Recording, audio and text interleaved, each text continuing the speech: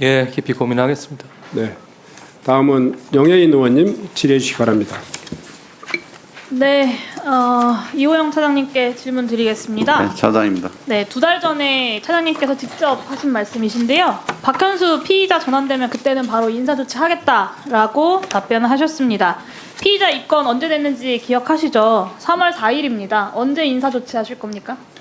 제가 그 당시에 그렇게 말씀을 드리긴 했는데요. 그 실질적으로 고발만 되면 피의자가 되는 그 형식적 피의자라기보다는 실질적으로 어느 정도 혐의가 돼서 조사받는 피의자가 돼야 저희들이 조치가 가능할 것 같습니다.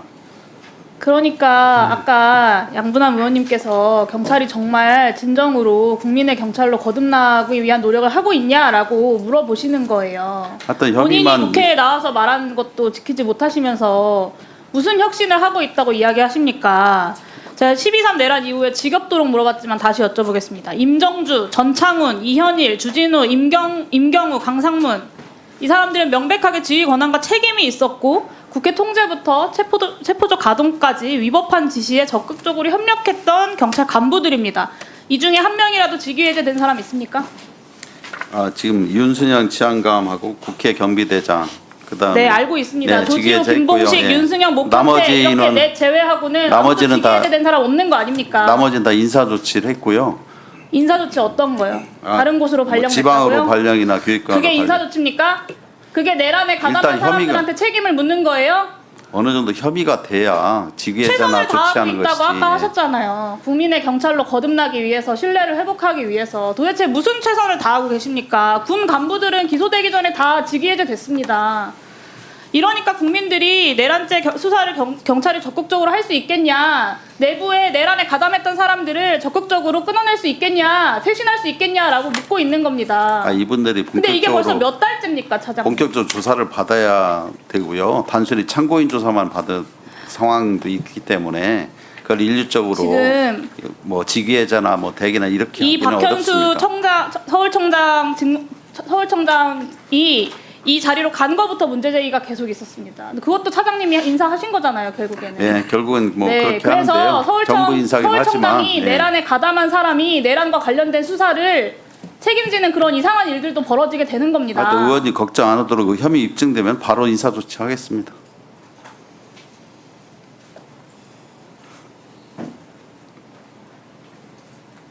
본인이 국회에 나와서 이야기한 것도 너무나 손쉽게 말을 바꾸고, 제가 아까 군과도 비교된다고 말씀드렸는데 여전히 구체적인 혐의 이야기하시는 것을 보니 경찰이 정말 아직도 쇄신할 길이 멀었다라는 생각이 듭니다. 박현수 직무대리가 경찰에서 현재 대통령실 압수수색 영장 벌써 6번째 발부받았습니다. 근데 내란의 핵심 증거인 비아폰 서버가 아직도 확보가 안 되고 있어요. 경찰이 영장을 발부를 받았지만 적극적으로 압수수색에 나서지 않고 있는 이유는 무엇입니까? 일단 그 대통령실하고 경호처에서 그 압수수색을 불승인했기 때문에 저희들이 집행을 못 하고 있는 걸로 알고 있습니다. 법원이 그걸 몰라서 영장을 발부해 줬을까요? 뭐 충분히 알고 법원도 있지만 형사소송법을 알고서 형사소송법상 승인을 받도록 돼 있어서 경찰도 그렇습니다. 법원도 형사소송법을 몰라서 발부해 준 게 아니죠, 경찰에게.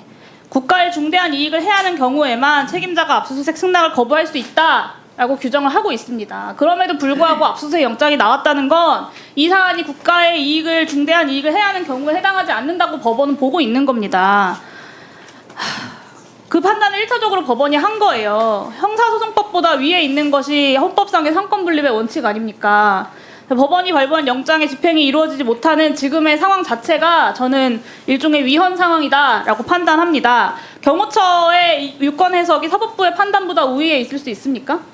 뭐 그렇지 않지만 법상에 아까 말씀드렸듯이 국가안보 관련된 사항에 대해서는 책임자가 승낙을 하게 돼 있어서 실무상 거기서 압수수색을 강제하기가 어려워서 국가의 중대한 이익을 해하는 경우에 그런 걸로 해당된다고 경찰청은 보고 계시는 거네요?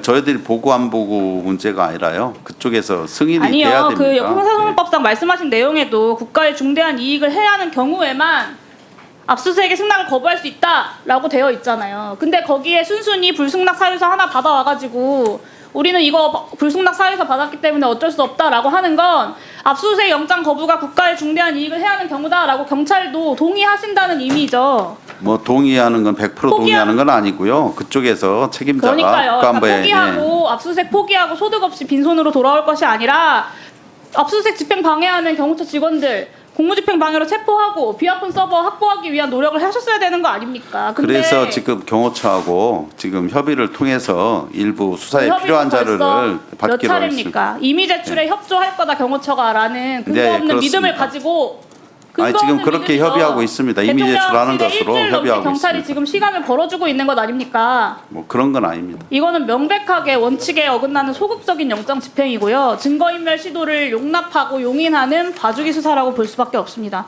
압수수색 영장 기간 이달 말까지 남아있지 않습니까? 네. 이번 주 내로 신속하게 영장 집행하고 비아폰 서버 확보하십시오. 그렇게 하시겠습니까? 하여튼 국수본에 전달하고요. 가급적이면 저희들이 필요한 자료를 받도록 신속하게 협의든 압수수색 집행이든 조치하도록 검토하겠습니다. 저는 정말 너무 답답합니다.